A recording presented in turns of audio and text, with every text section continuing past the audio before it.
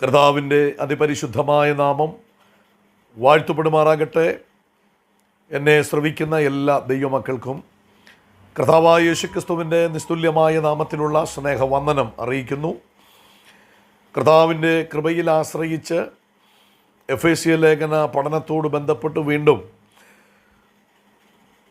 നിങ്ങളുമായി ദൈവവചനം പങ്കിടുവാനായിട്ട് കർത്താവ് എനിക്ക് നൽകിയ ഏറ്റവും നല്ല അവസരത്തെ ഓർത്ത് നന്ദിയോടെ കർത്താവിനെ സ്തുതിക്കുന്നു. കഴിഞ്ഞ ക്ലാസ്സുകളൊക്കെ നിങ്ങൾക്ക് വളരെ പ്രയോജനപ്പെട്ടു എന്ന് ഞാൻ പൂർണ്ണമായി വിശ്വസിക്കുന്നു. ഇന്ന് എഫേസ്യ ലേഖനത്തിൻ്റെ തുടർമാനമായിട്ടുള്ള ഭാഗങ്ങളിലേക്ക് നമ്മുടെ ശ്രദ്ധ കൊണ്ടുവരുവാൻ കർത്താവിൽ ആഗ്രഹിക്കുന്നു. വളരെ പ്രാർത്ഥനാപൂർവം ഏവർക്കും ദൈവവചനത്തിലേക്ക് പ്രവേശിക്കാം. എഫേസ്യ ലേഖനത്തിൽ നമ്മൾ കഴിഞ്ഞ ക്ലാസ്സുകളിലായി ചിന്തിച്ചു വരുന്നത് ഏഴുകളുടെ പുസ്തകം എന്ന പേരിൽ അറിയപ്പെടുന്ന ഒരു പുസ്തകമാണ് എന്ന് ഞാൻ എഫേസ്യ ലേഖനത്തെക്കുറിച്ച് പറഞ്ഞിരുന്നു. ഓരോ അധ്യായങ്ങളിലും ഏഴേഴ് വിഷയങ്ങളെ അടിസ്ഥാനപ്പെടുത്തിയാണ് പൗലോസ് തൻ്റെ ലേഖനം എഴുതിയിരിക്കുന്നത്. അതിലൊന്നാമത്തെ അധ്യായത്തിലെ വിഷയം സ്വർഗത്തിലെ 7 ആത്മിക അനുഗ്രഹങ്ങൾ എന്നുള്ളതാണ്. ഒന്നാം അധ്യായത്തിലെ ഈ 7 ആത്മിക അനുഗ്രഹങ്ങളെക്കുറിച്ചുള്ള ചിന്തകളാണ് ഈ ക്ലാസ്സുകളിൽ പങ്കിടുവാൻ വേണ്ടി ഞാൻ കർത്താവിൽ ശരണപ്പെടുന്നത്. ആ 7 ആത്മീക അനുഗ്രഹങ്ങൾ കഴിഞ്ഞ ക്ലാസ്സിൽ ഞാൻ ഓർമ്മപ്പെടുത്തിയതാണ്.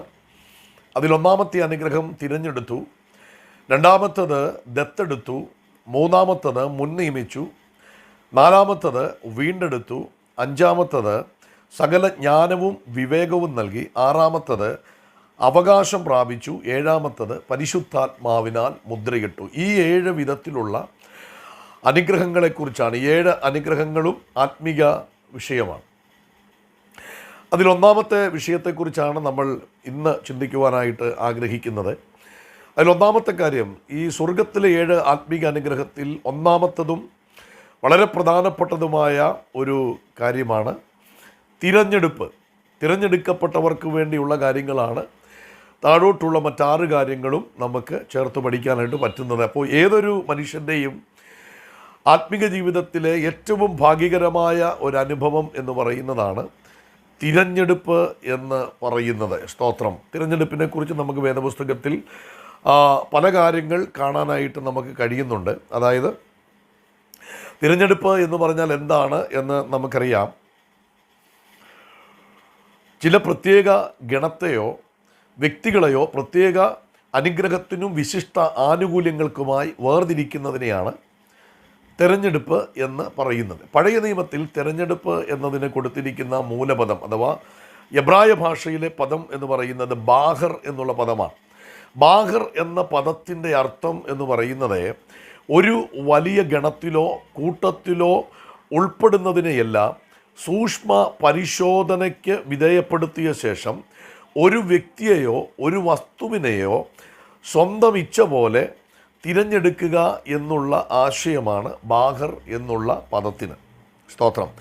ആ ബാഹർ എന്നുള്ള പദം പഴയ നിയമത്തിൽ തന്നെ വിവിധ ഭാഗങ്ങളിൽ ഉപയോഗിച്ചിട്ടുണ്ട് തിരഞ്ഞെടുപ്പുമായി ബന്ധപ്പെട്ട്.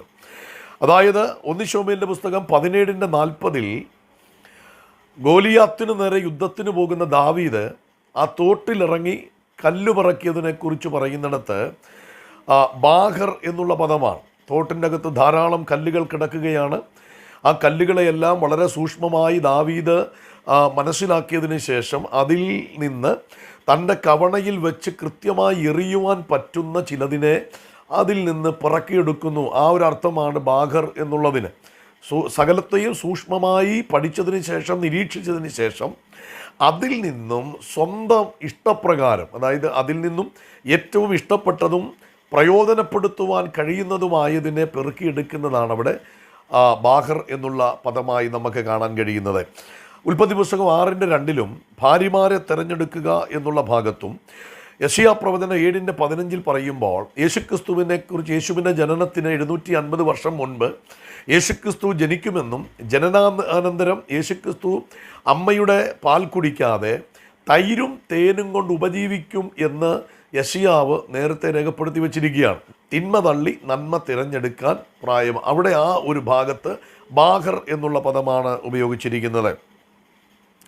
കൂടാതെ ആവർത്തനം 30:20 ജീവനെ തിരഞ്ഞെടുക്കുക എന്നുള്ള ഭാഗത്തും ബാഹർ എന്നുള്ള പദമാണ് ഉപയോഗിച്ചിരിക്കുന്നത്. കൂടാതെ യോശുവയുടെ പുസ്തകം 24-22 തിരഞ്ഞെടുക്കുക എന്നുള്ള ഭാഗത്ത് ബാഹർ എന്നുള്ള പദമാണ് അവിടെ ഉപയോഗപ്പെടുത്തിയിരിക്കുന്നതായി നമുക്ക് കാണാനായിട്ട് കഴിയുന്നത്. സ്തോത്രം, പ്രൈസ് ദി ലോർഡ്. ഇനി തെരഞ്ഞെടുപ്പ് എന്ന് പറയുന്നത് പുതിയ നിയമം നമ്മൾ പഠിക്കുമ്പോൾ തെരഞ്ഞെടുപ്പ് എന്ന് പറയുന്നത് ഭൂതകാല നിത്യതയിൽ സംഭവിച്ച കാര്യമാണ്. അതായത് പൗലോസ് ഇങ്ങനെയാണ് പറയുന്നത്, ലോകസ്ഥാപനത്തിനു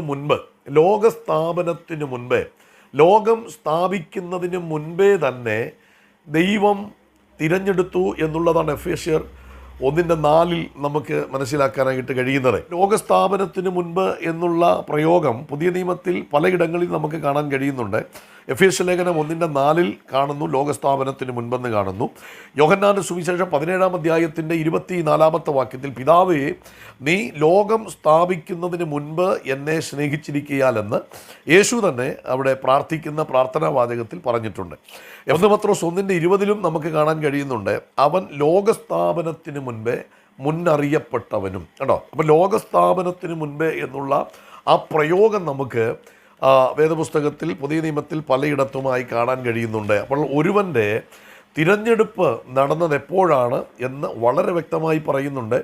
ലോകം സ്ഥാപിക്കുന്നതിന് മുൻപ് ദൈവം നമ്മെ തിരഞ്ഞെടുത്തു.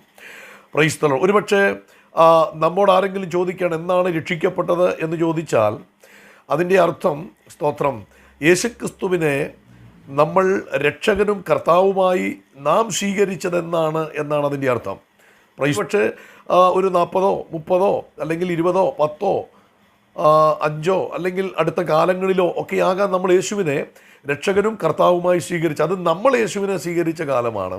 പക്ഷെ ഒരിക്കലും അതല്ല നമ്മെ ദൈവം തിരഞ്ഞെടുത്ത കാലമെന്ന് പറയുന്നത് ഭൂതകാല നിത്യതയാണ്. എന്ന് പറഞ്ഞാൽ കഴിഞ്ഞ കാല നിത്യതയിലാണ് ദൈവം നമ്മെ തിരഞ്ഞെടുത്തത്. ഭൂമിയും ഭൂമണ്ഡലങ്ങളും ഒക്കെ കൺമുമ്പിൽ നിർമ്മിക്കപ്പെടുന്നതിന് മുൻപേ, ഒന്നുമില്ലാതിരുന്ന കാലത്ത്, ദൈവം അമ്മയുടെ ഉദരത്തിൽ നാം ഉരുവാകുന്നതിന് മുൻപേ ദൈവം നമ്മെ കണ്ടിരുന്നു, ദൈവം നമ്മെ തിരഞ്ഞെടുത്തിരുന്നു എന്നാണ് വേദപുസ്തകം വളരെ വ്യക്തമായി നമ്മെ പഠിപ്പിക്കുന്നത്.